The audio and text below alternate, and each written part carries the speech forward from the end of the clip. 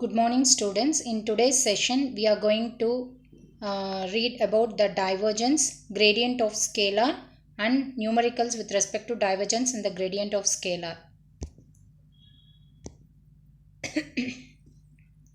First, we should understand what is meant by a divergence operator. So, these are all the basics that is required to have the analysis in depth towards the electromagnetic properties, electromagnetism. So, just in this class, I am going to tell what is the definition and what is the formula of the divergence and what formula need to be used under different coordinate system and how it has to be implicated in the problem directly. That we will discuss in this class. In later classes, we will discuss how to arrive the divergence theorem. That is why it's one of the application of Gauss's law. So how to arrive the divergence theorem, that we will be dealing it in the future classes. So here divergence is defined as, we have to write it as divergence dot D or divergence dot A. It means that the divergence of any vector flux density, it could be of any vector. So the divergence of any vector flux density can be written as divergence dot D, which is equal to integral over the closed surface D dot ds divided by per unit volume as the volume shrinks to 0. Therefore, the limit of the volume will be shrinking to 0. Divergence of any vector flux density is defined as the divergence of any vector flux density, that is divergence dot D or divergence dot A. Any vector flux density is defined as the outward of electric flux density coming out from a closed surface area per unit volume as the volume shrinks to 0 is known as divergence. This is the definition of the divergence of any vector flux density. So you have to remember this formula to write the definition properly. So one more time I will repeat it. The divergence of any vector flux density D is defined as the outflow of flux in a closed surface per unit volume as the volume shrinks to 0. This is the basic definition of divergence. So basically the divergence is a vector operator that operates on a vector field, but it produces a scalar field giving the quantity of the vector field, so vector field source at each and every point.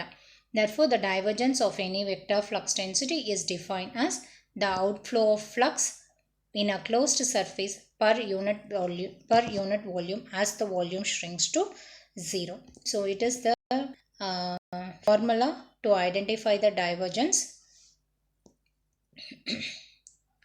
So what is it is your Q, divergence dot D, it is your Q. Okay, so here integral over the closed surface, integral over the closed surface D dot ds is equal to Q. It is nothing but your Gauss's law. So which we can write it as Q divided by V. What is Q by V? It is nothing but your volume charge density rho V. So divergence, it is the vector operator, divergence dot D. It is nothing but your vector operator operating on a vector field, but it produces a scalar field that gives the quantity of the vector field source at each and every point.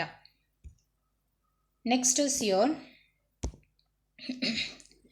divergence formula under different coordinate system. So as we discussed, here we have three coordinates. First it is your Cartesian coordinate system, second one cylindrical, third one spherical, and for in all these three coordinate system we are going to see the divergence formula. First, the divergence is written as divergence dot D. You can write it as either divergence dot D or you can write it as del Laplacian operator dot D. So in any of the way you can write it. It is not mandatory that you have to use only the value D over here. Even you can use A. That is why it is called as the divergence of any vector flux density is equal to the outflow of flux. So this divergence is nothing but it is a vector operator. that gives a scalar quantity. So it is a vector operator. So I can write it in terms of your Cartesian coordinate system as dou by dou x into ax vector plus dou by dou y into ay vector plus dou by dou z into az vector. And where d is nothing but vector flux density along your x-axis, y-axis and z-axis. In Cartesian system, it can be written as divergence dot d is equal to dou dx by dou x, dou dy by dou y plus dou dz by dz. This is nothing but divergence dot d in Cartesian system. Next is your divergence in cylindrical system. The three ordinates of the cylindrical coordinate system are rho, phi, z.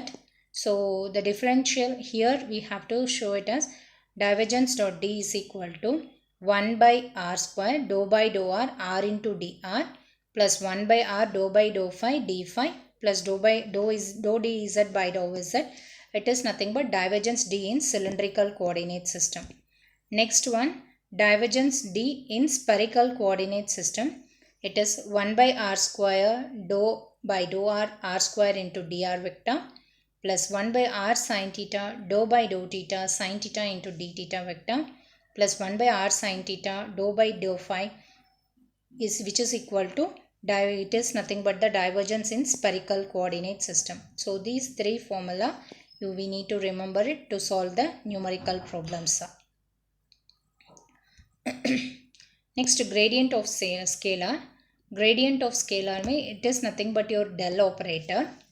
Gradient of any vector can be written as dou v by dou x ax vector plus dou v by dou y ay vector plus dou v by dou z az vector. Here also we can write it in Cartesian coordinate system as grade v, gradient of scalar in Cartesian coordinate system as dou v by dou x into ax vector plus dou v by dou y into ay vector plus dou v by dou z into az vector. In cylindrical coordinate system, the three ordinates is going to be r, theta, phi, or in a spherical coordinate system, it is going to be r, theta and phi. So this is going to be your spherical coordinate system.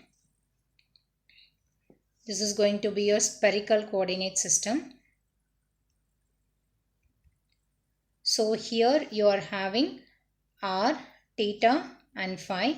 So r 1 by r square dou by dou r square into dr, and theta 1 by r sin theta dou by dou theta sin theta into d theta, d phi 1 by r sin theta into dou d phi by dou phi. In case of cylindrical, it is going to be r, theta and phi. In case of cylindrical, it is going to be rho phi z. So this is the gradient of your scalar. So the properties that we are going to use it in the gradient of scalar is going to be gradient of u dot v is equal to gradient u plus gradient v. These properties we will be using by assuming certain when we are doing analysis while solving the problems, Laplace equation, Poisson's equation. So that time we will be assuming the scalar quantity, that is vector formula, scalar gradient of scalar formula. At that time we need to use all these properties. These are all the properties of the scalar under gradient of scalar. Next is your gradient of u dot v is equal to u into gradient of v plus v into gradient of u. Next is gradient of u by v is equal to v into gradient of u minus u into gradient of v divided by v square. One problem under this will solve. A particular scalar field alpha is given by. So here three problems. First one, alpha 20 e to the power of minus x sin pi y divided by 6. So looking at the problem only, it is understood it is in Cartesian coordinate system as the ordinates x, y, z were present in the problem. Okay.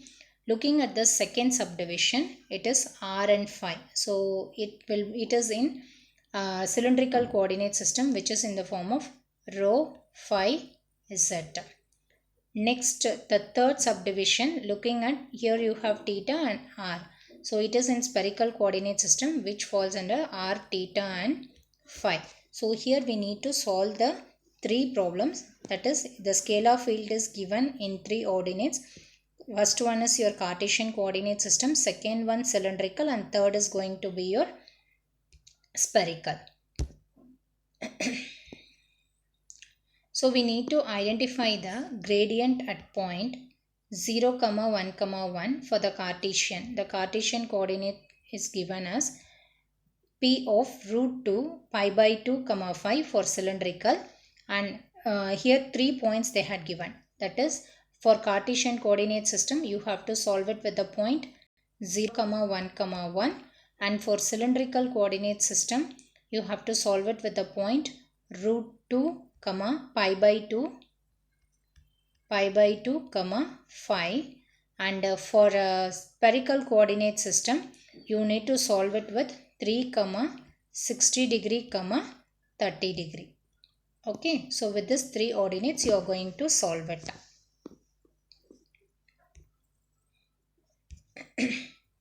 Then alpha is equal to 20 e to the power of minus x sine of pi y by 6. It is the problem given over here. To find out the gradient, the formula to be used is gradient of alpha is equal to, what is gradient of alpha? Dou alpha by dou x into ax vector plus dou alpha by dou y into ay vector plus dou alpha by dou z into az vector. Now with respect to x we need to differentiate this once. Then for this particular term with respect to y we have to differentiate the given alpha. With respect to z we need to differentiate the given alpha, so that we can find out the gradient of alpha for the first subdivision. So when alpha is equal to 20 e to the power of minus x sine of pi by y, del v, that is gradient of v alpha is nothing but dou alpha by dou x into x vector plus dou alpha by dou y into ay vector plus dou alpha by dou z into az vector. So with respect to x, y, z, if you differentiate, you will be getting the term dou alpha by dou x, dou alpha by dou y plus dou alpha by dou z. That is for the first term, second term, and third term is going to be 0. Next, gradient of alpha in Cartesian coordinate system is going to be minus 20 e to the power of minus x sine of pi y by x ax vector plus 20 e to the power of minus x pi by 6 cos of pi y by 6 into ay vector. Next one we need to solve it for at point 0, 1, 1 we need to solve it. So wherever you have x, there you have to substitute 0. Wherever you have y, there we need to give 1, and wherever you have z, there we have to substitute with 1. And after that you will be getting the gradient, because gradient you should get the magnitude. Next, for the cylindrical system, next problem is for alpha is equal to 25 r sine phi. It is in cylindrical coordinate system. For cylindrical coordinate system, we have d alpha by dr is equal to 25 sine phi, d alpha by d phi, r cos phi, d alpha by dz is going to be 0.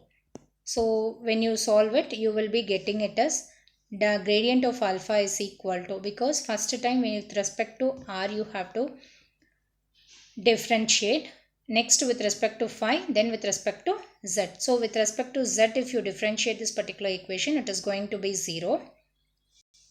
So this will come for spherical coordinate system. Then with respect to phi, if you differentiate, you will be getting 25 r sine phi, and with respect to r, if you differentiate, it is going to be 25 sine phi. Next, when you substitute, when you identify the gradient of alpha, you are going to get 25 sine phi ar plus 25 cos phi a phi.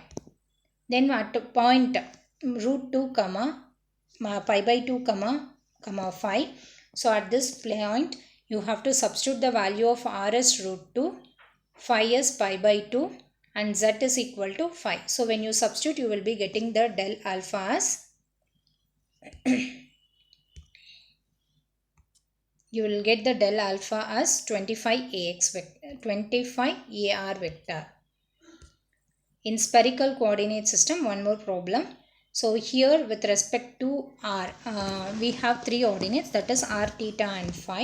The formula to identify the gradient is dou by dou r ar vector plus 1 by r dou d by dou theta into a theta plus 1 by r sin theta dou d by dou phi into a phi. So with respect to r, we need to differentiate first. So when you differentiate this equation 40 cos theta by r square, you will be getting minus 80 cos theta by r cube. With respect to theta, if you differentiate, you will get minus 40 by r square into sin theta. With respect to phi, if you differentiate, you will be getting 0 because phi term is not available in the problem. Then after that, you have to identify the gradient of gradient of alpha. If you identify the gradient of alpha, you will be getting this equation. So in this equation, you have to substitute the coordinates given in the problem. So at point 3, 60 degree, 30 degree, the gradient of alpha is going to be minus 1.4814 ER minus 0.9362 A theta vector. So it is simple. But as the subject goes in depth, the analysis will be little complicated. So you have to remember all these formula to solve the problems. Thank you, students.